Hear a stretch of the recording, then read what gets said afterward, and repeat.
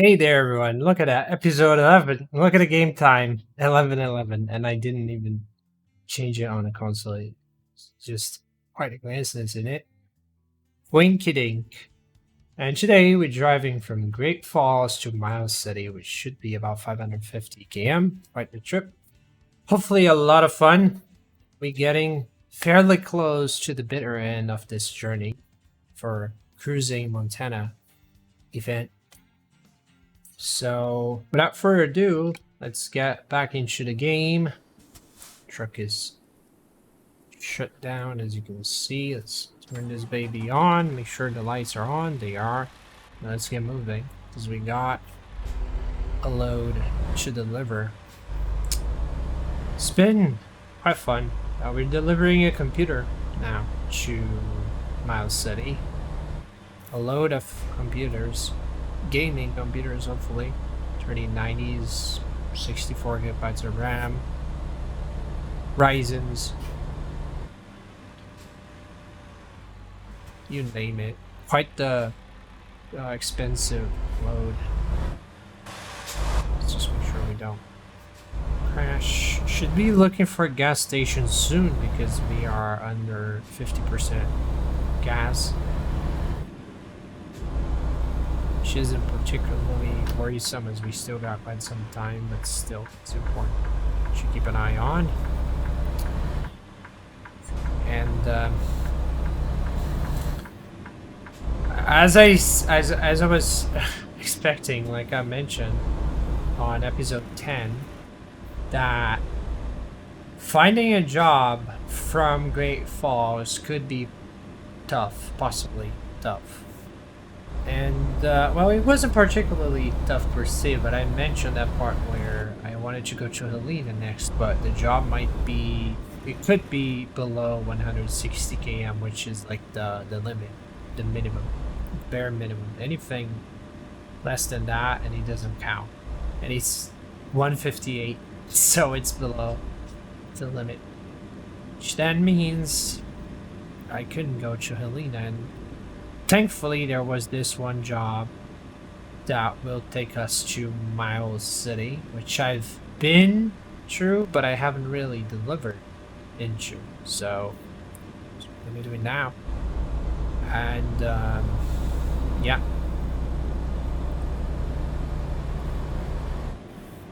Just funny how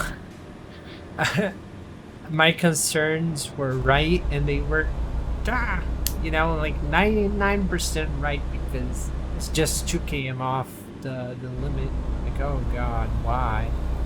I mean, it's also kind of a great thing because it also means a longer video, because the videos, like, from episode 1 to 6, the average was like 25 at the very least, like 20 to 25. This one has been averaging like 20 minutes. So it is actually a good thing that the trips are a little longer than usual, so we have a longer video. More gameplay, more juice, you know. And episode 12 might end up being very long because there's just Helena left, if I'm not mistaken. And oh no, there's Havre as well, which is close to Miles City, but it's not like close, it's just like somewhat close. Let's say maybe 400 km, 300. I didn't really care to measure, then look around the ballpark, judging from just my bare gamer eye. It does seem to be around that ballpark. We're gonna see soon enough, I guess. But yeah, it's been really fun. It's been really fun. And then once I complete the trip, I might just make another video, like talking about my final thoughts on the DLC, whether it's worth buying it. But as a spoiler for you that watched all the way up to episode 11, I do feel like yes, it is worth buying. Like pretty much every other map DLC. I mean, they put a lot of work into it, and it looks great. It adds up to the gameplay. It's a lot more land to drive on, which is always good, you know. You want, because now you have more variation, as you know, so it becomes more and more entertaining. Because back when the game came out, it was just California, I think, at first. Or was it California and Nevada? I don't remember. But you know, they added more and more New Mexico, Nevada. No, wait, well, yeah, it was California and Nevada at first, because my base is at Vegas, so obviously it was Nevada as well. Because I made my save game the day the game came out. So this is a pre-OG save game. It's closing on 2016. It's 4, 5, 6. It's closing on 6 years, maybe 7. Soon TM. And my ATS 2 save game is closing on 10 years. God. Because I also played it on release. So, yeah. 2 months. 2 months time, it's gonna be 10 years old. I'm not ready to, my brain is not ready to process that. It's been 10 years since it's out. It's insane. Because when the game came out, I was still in high school. You know, so much has changed within that them 10 years. Like, it's insane. 10 years ago, I did not speak English, for instance, at all. Like, I knew the basics, but that was about it. I couldn't speak English whatsoever. And now I do, to an extent. It's not perfect, but we're trying to get there. 10 years ago, I mean, not from now, just from now, it's in the future. I'm dumb. See what I mean? I'm still... or so my brain is not collaborating today, but yeah. 10 years ago, I was still in high school. It was my first year of high school, actually, when it came out. And, I still had my Windows Vista gaming laptop. You run the game at like 10 FPS, ultra low settings, 720p. I do not miss that bit, no. But even so, I had a lot of fun with the game. I grinded every day, regardless, even though the frames were low, my fun was high. I still have screenshots from back then, and it's kind of hard to kind of tell it's a truck. That's how bad it was, you know. You have to look really hard to see that there's a truck in there. It's that kind of painful. But I had a lot of fun. I didn't mind. I mean, as long as the game ran, and it was so much better than ATS 1. It was such, like, because I obviously I played ATS 1 before, and when I tried ATS 2 for the first time, it felt so insane. It was so much better. Board computer was so cool. And the fact that the trucks were licensed now, like the Scania truck. At first, it was Scania and maybe one more brand at first, and then gradually got licensed over time. But I think, like, when it came out, patch 1.1.1, it was just the Scania. I could be mistaken. Maybe there was another brand as well. But no more than one other brand. And I think... by patch 125, we had Volvo as well. And then 135 brought the highway, the Iveco highway. So much has changed. Like, patch 1.1.1 was the first, and it had many issues. And then they released 125, which addressed like, most of them. Most rampant issues. And 135, is it 131? Maybe 135. I don't remember anymore the numbering. It's been so long. I mean, that was back in 2013 when that happened, like mid 2013, June, around that time. And it brought the highway. It brought some fixes to the physics, so the trucks would handle better, they would have better grip, because initially it was very easy to lose control and crash the truck because physics were a little bit still not as good as they are today. And what else? You couldn't own trailers, and that's quite recent actually, being able to buy your own trailers and stuff. And you couldn't buy trucks online. There was no online truck dealer, or there was online truck dealer. I'm not sure if they added that after 1.5 or if it was present since 1.1.1, but if my memory doesn't fail me, you couldn't buy trucks online initially. The mod system was entirely different. There was no like mod selector thing. You had to put the mods in a mod folder and they would all be activated regardless. And you could control the order by adding Z's on the name. 3 little Z's in front of the mod name. That's how the mod order was controlled, essentially. And you had... Oh, no, I forgot the wait station. No, this is terrible. This is terrible. Oh, my God. Oh, my God, I completely forgot about it. I was so busy talking about the past that I forgot. Okay, I hope they don't mind, but I'm gonna have to do this. Just a little bit of off-roading, don't mind me. Just casually trying to avoid an evasion fine. Because that's not very... It's not very poggers. Real gamers do not commit evasion. Tax evasion, this kind of evasion, wait station evasion, you don't commit that. That's not very gamer. 26 tons, we are good to go. Back to the road we go. Oof, that was close. Thankfully, it was very flat over there, so I could just drive over the grass and we could call it a day. Happily call it a day. But geez, was that a little bit scary.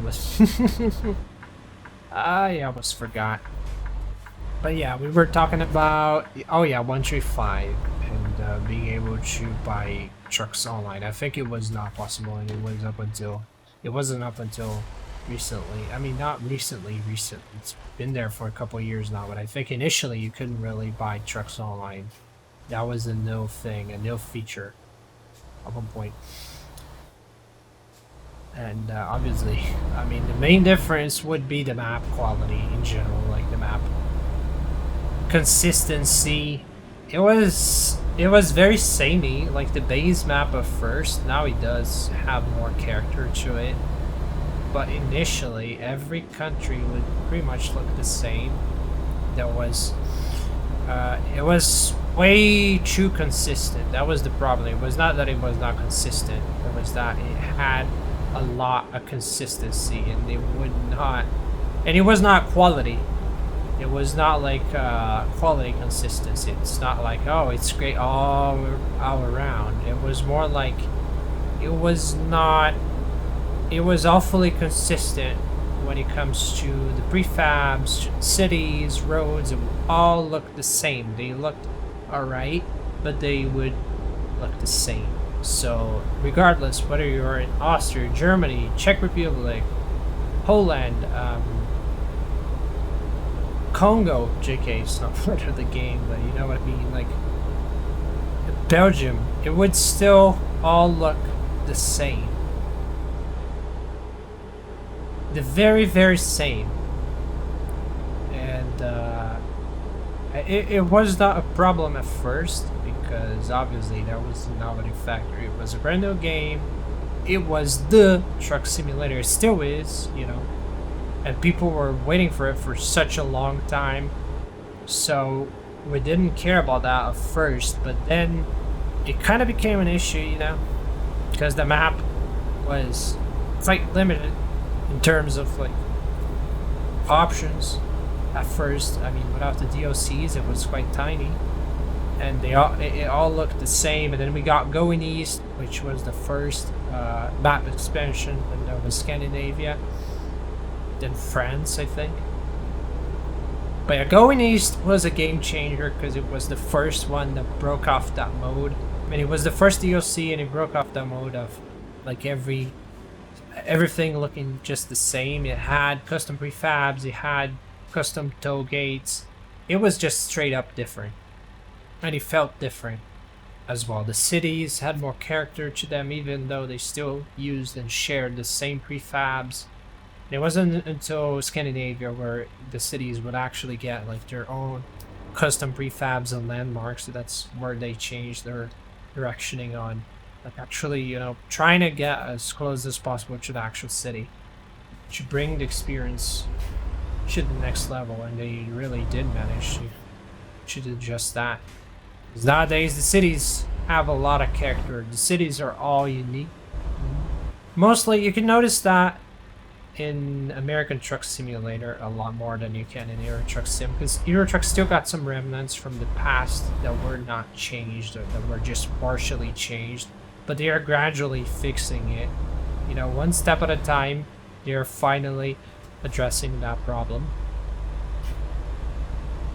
and making it look more and more like consistent and closer to like the experience delivered by American Truck Sim, which is fairly, I mean, it's newer, to be fair. In all fairness, it's newer.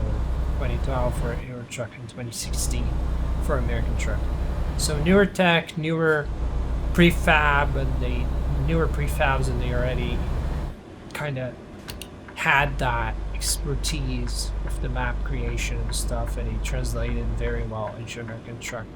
And to this day, it just happens to stand out a lot more. Like the cities are more, the weather is better as well. I feel like the weather engine looks more convincing here than it does in Euro Truck Sim. It is gradually catching up when it comes to the cities with all the reworks and stuff, but that's still quite a way to go. So here, like every city is pretty much unique. And then in Euro Truck, obviously, it is the same up until you get into a legacy city. And then he just makes you die inside because it's so old. The prefabs, the textures, the modeling, the garage shape, it's all so old. And, you know, it's that kind of thing, it's the kind of problem that American Truck doesn't have. But then again, American Truck has its own issues, I guess, which are not really a problem with the game itself, more so with how driving in America is. And you know, there are not many like narrow, challenging kind of road environments. Like the cities are very wide. It doesn't pose as much of a challenge as driving in Europe does in some ways. You know, Europe is a lot narrower, it's a lot more challenging in that sense. Meanwhile, America's just wide open in every sense of the word. It's just big and wide and massive kind of thing. Which is not really bad. Not saying it's a bad thing, obviously. It's great that it's open and it's fun for highway driving. But it does miss the fact that it doesn't really pose that challenge. Even when it comes to parking, like, most of the companies are all big as well, just equally as big as America, and it just doesn't, you know, it doesn't really challenge you that much. I mean, it's still, it's quite hard, mostly for myself because I'm not really very proficient with the steering wheel. But, like, you know, the parking challenges are a lot more challenging in the Euro Truck. We're talking about like very narrow environments. Companies that are within a small plot of land, and you gotta figure out your way in and out. And even like just the sheer act of like steering the trailer within that enclosed environment is hard because there's no space.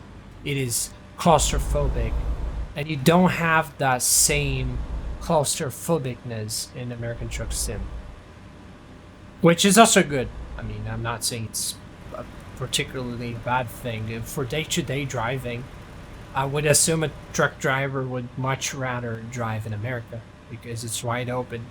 It's a lot is easier in every sense of the word. But if you want more of a challenge, if you want more of it, I think Euro Truck has more of that charm, of that challenging stigma to it. You know, maybe I'm wrong, but that's just how I view it. You know, it just feels a lot more tense and tight and narrow and cluttered, and America's open. But at the very least, it's a very nice openness, properly filled with nice clutter, very well developed and crafted map. So all across the board, it's always great, and no city looks the same. You don't have repeated prefabs like you drive. Every city you go has their own format, their own layout, their own kinda vibe to it. No city, it does never feel like you're driving through the same city over and over and over again, like like it used to do with ATS2 during the initial phases. Now it's getting better because the amount of remnant cities from like the dark age of 1.1.1, 125, 125, 142, and so on, 141, and so on, are long gone. At one point, they even changed like the version numbering so that it would match American Truck Sim. But yeah, it just so happens the past still haunts Euro Truck a little bit in some aspects, and that does not happen with American Truck. It was a lot more future-proof in that sense that even though they did have to rework, like they have been reworking California and stuff, but it wasn't as rampant, as noticeable as it is with Euro Truck, because it is quite dramatic. It screams at you like, hey, this is old. You notice it right away. It's once you transition from DLC area to like the old base game area, it screams at you. It's just hard not to notice. It's not just a tiny weeny drop in quality like you would experience from like going from a newer DLC area in American Truck to an older one. What you do notice, hey, perhaps the models are not as sharp. The clutter is not as cluttery, the vegetation is not as rich and detailed, but it doesn't really scream at you that much. You actually have to put some effort to notice it. It's the tiny things, because it really is the tiny things that make the difference, and they keep adding on to the tiny things. A trunk here, a trunk there, flowers, different kind of tree, different kind of power grid. It's stuff that's really small, the grand scheme of things, and when they come together, they end up making all the difference. It's so small yet so important, yet so relevant. It's such a big player when it comes to making you feel like you are actually driving through that state. That sense of greatness, size, and freedom that it provides. It's amazing. It was something that initially it was quite a problem with both American Truck and Euro Truck Sim, which was the draw distance. The draw distance was a little bit yikes. You would have like the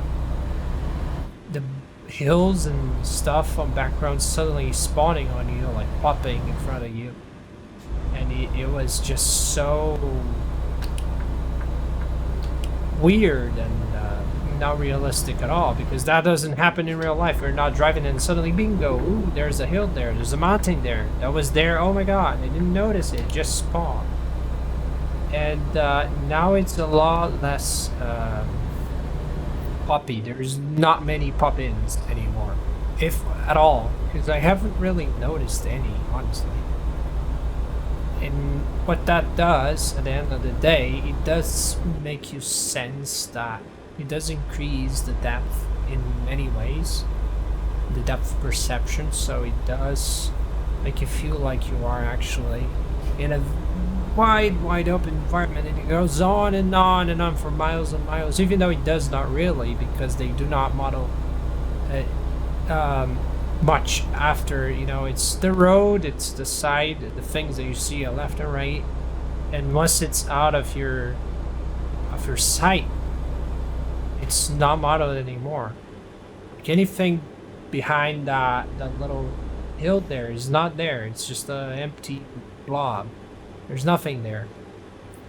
It's just one patch of land to the left, one to the right, that shows stuff that you can see. But the difference is that now you can see a lot more than you could before, in that sense. So it does give the impression, it does deepen that sense that it is a lot bigger and it's a lot more massive than it actually is.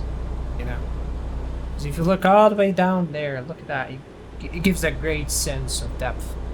You look, oh boy, that's a big state, that's a big Montana right there. As far as your eye can see, there's land, but not really. It's a trick, because as soon as your eye can no longer see, it's not there anymore. It doesn't exist. The stuff that's not within your eyesight, it's just not there. But they play with that in such a nice way, with the render distance and stuff. It makes you feel like it is huge, massive. But in fact, it's not really. It's just a little thing to the right, another to the left, the road. And then once your eye that's limited within the truck cockpit or the external camera, once it cannot reach there, there's no land there anymore. It does great things, and the higher the quality, the less pop-ins there are, and the higher quality of the long distance rendering, the better it is.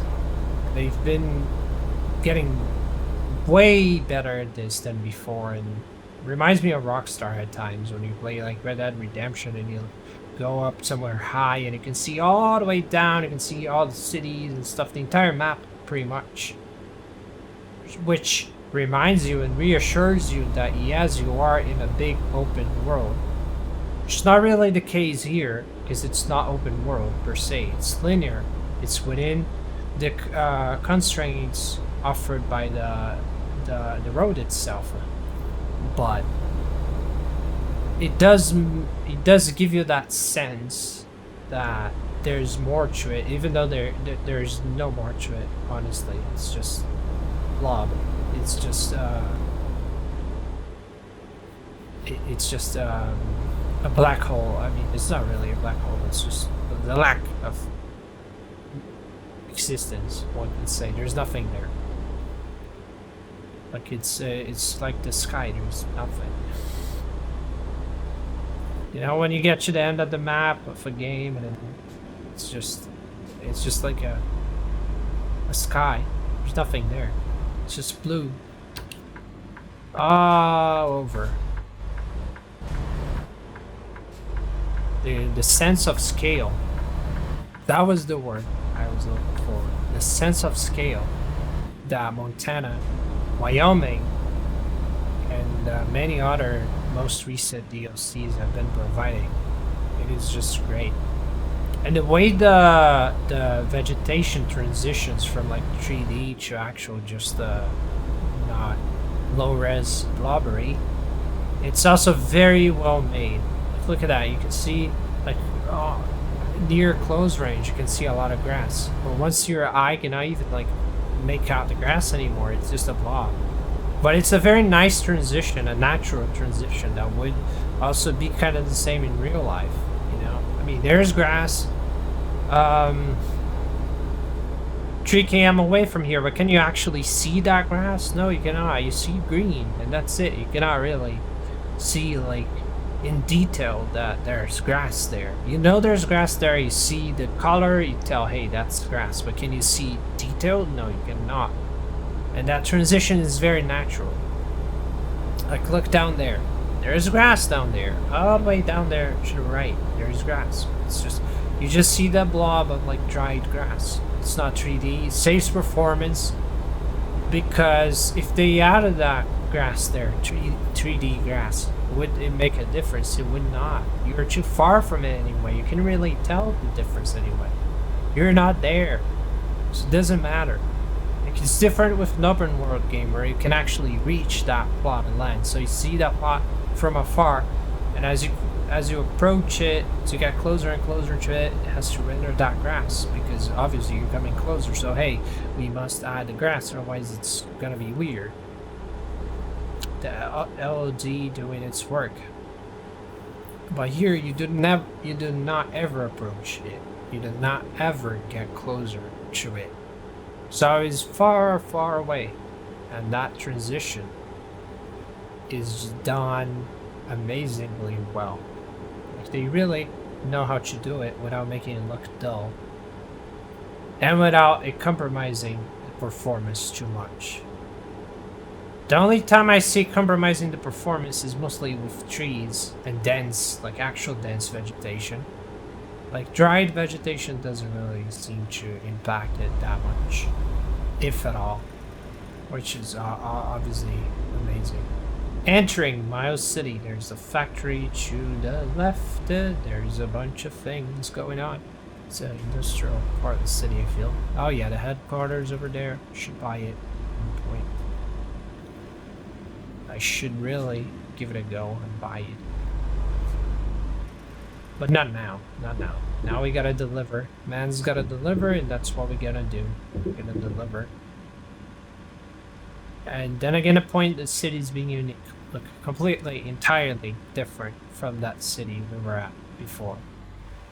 Completely, entirely, utterly different. The buildings, the prefabs, they are all different. They are all unique.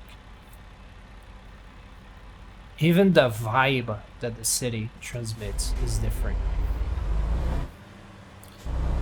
Like, look at it. You can tell it's a much smaller city. And it's not as colorful. It's not as cheerful as the other city. You know, the cities have a lot more character. They all have something to say. They all tell a message in ways. They all convey something, which I really like how full of character they are. 7:29 p.m. Oh boy, it's getting dark. We make it before the lights get turned on, because otherwise my frames will just die. And frames are essential. But the quintessential part of the gameplay. Please do not turn the lights on.